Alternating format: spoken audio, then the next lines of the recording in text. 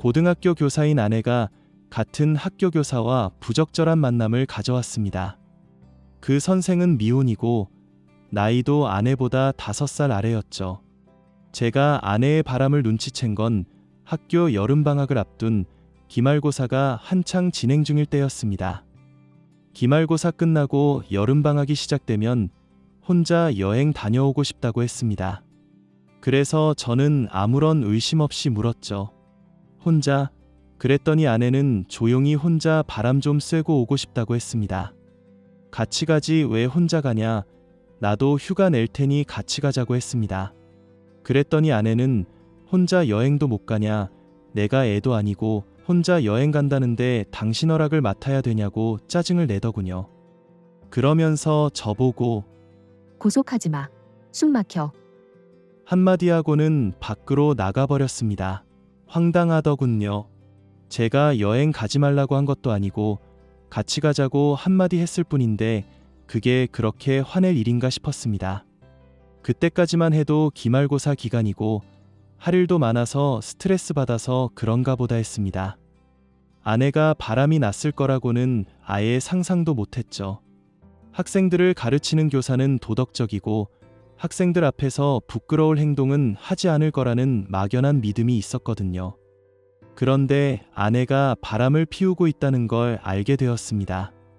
그날은 아내 학교가 여름 방학을 시작해서 아내도 출근하지 않는 날이었습니다.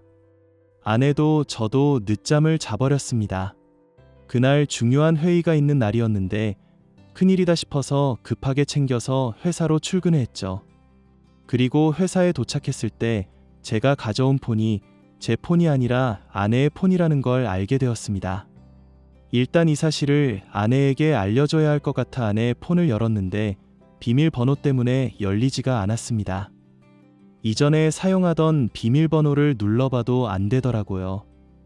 아내한테 곧 연락 오겠지 싶어 제 책상 위에 아내 폰을 올려놓고 업무를 보고 있는데 아내 폰으로 메시지가 오더라고요. 보낸 사람은 음악쌤이었습니다. 잘 잤어요?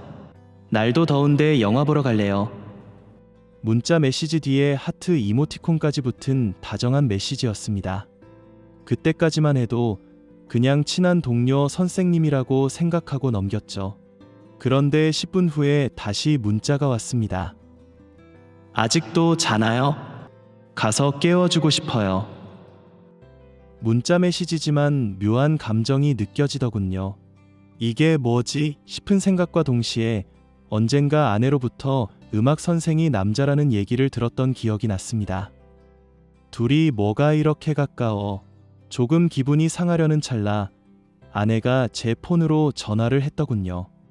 내가 전화를 받으니 다짜고짜 남의 전화기를 가져가면 어떡하냐고 짜증을 냈습니다.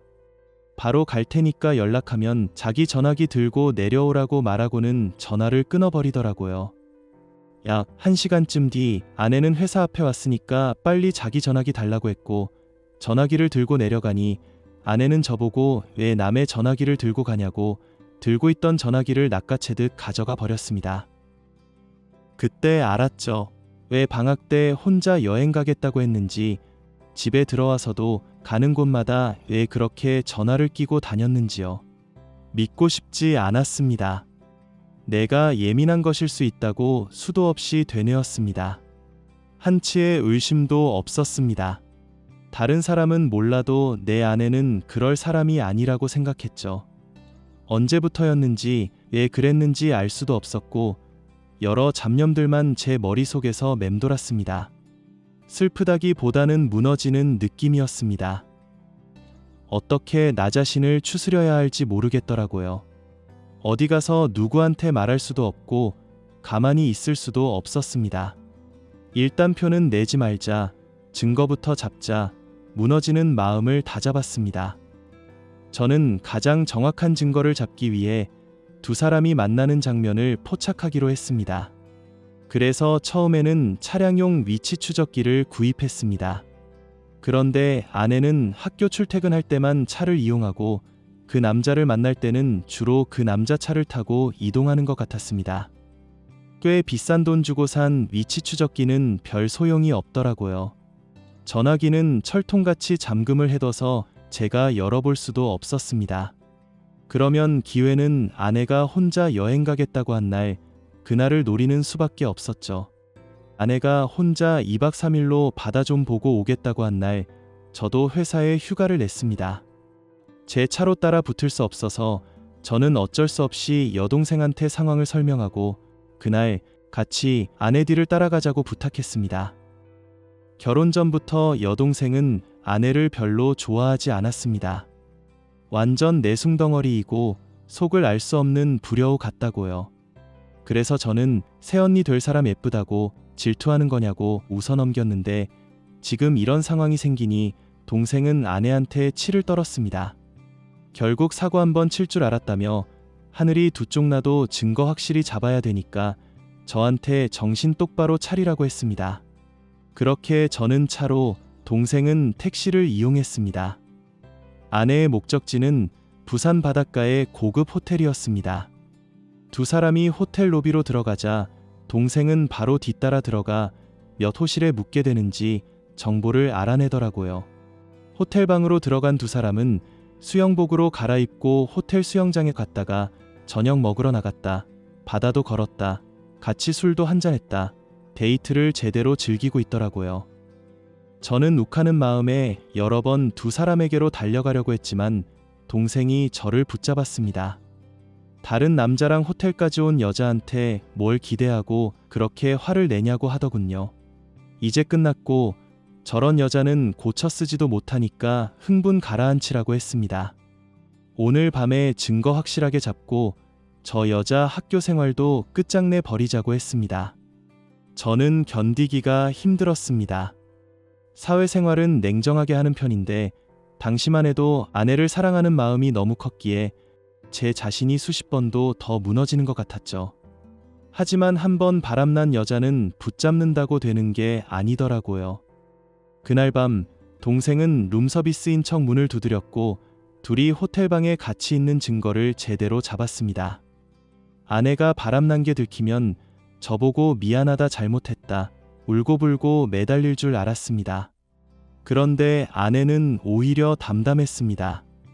이렇게까지 들이닥칠 줄은 몰랐지만 언젠가 알게 될 거라고 생각했다고 이렇게 된 이상 둘이 같이 살 수 없지 않겠냐고 하더군요. 그러면서 저보고 이혼해 주겠다고 했습니다. 저는 당장 이혼할 마음도 없었지만 그 말을 들으니 절대 이혼은 하면 안 되겠다는 생각이 들더라고요. 그런 짓을 저질러 놓고 미안하다 말 한마디 없는 게 너무 괘씸해서 어디 너도 나처럼 피말라봐라. 오기가 생겼습니다. 그날 이후 온 집안은 난리가 났습니다. 여동생은 저희 어머니께 이 사실을 말하고 어머니는 장모님께 전화를 걸어서 얘기하고 장인어른은 아내 불러다가 노발대발하고 그야말로 온 집안이 쑥대밭이 되었죠.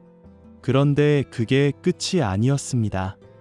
어머니는 아내 학교가 개학하자마자 불륜을 저지르지 맙시다 라고 적힌 피켓을 들고 아내 학교 앞으로 찾아갔습니다. 피켓에는 아내의 이름도 없었고 상대가 음악 선생이라는 말도 없었지만 학교에서는 금방 눈치를 챈 모양이더라고요.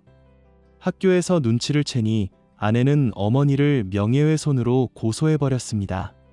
그런데 어머니는 눈도 깜짝 안 하시더군요.